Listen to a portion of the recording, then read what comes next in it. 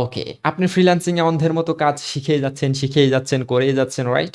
So আপনি জানেন না আপনি কি করতেছেন, কাদের জন্য করতেছেন, আপনার এই সার্ভিসটা কোন ক্লায়েন্ট কিনবে বা কোন ক্লায়েন্টের কাছে আপনি এটা সেল করতে পারবেন, রাইট?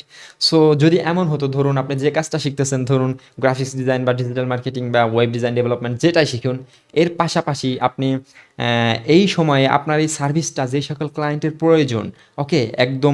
একদম এই সময় প্রয়োজন। সো তাদের আপনি যদি খুঁজে বের করতে পারেন, পাশাপাশি আপনার সার্ভিস রিলেটেড বিভিন্ন ইন্ডাস্ট্রির সাথে যদি আপনি কানেক্টেড হতে পারেন, পাশাপাশি কাজ শিখতেছেন, এর পাশাপাশি আপনার কিছু পোর্টফোলিও তৈরি করতেছেন, ওয়ার্ক স্যাম্পল তৈরি করতেছেন। ওকে, একটা সময় গিয়ে ফাইনালি আপনার কি হলো? আপনার হাতে কিছু ওয়ার্ক স্যাম্পল রয়েছে, কিছু পোর্টফোলিও রয়েছে এবং আপনি মোটামুটি এক্সপার্ট হয়ে গেছেন এই সেক্টরে এবং আপনার কাছে টার্গেটেড ১,০০০ ২,০০০ ক্লায়েন্টের লিস্ট আছে, ওকে?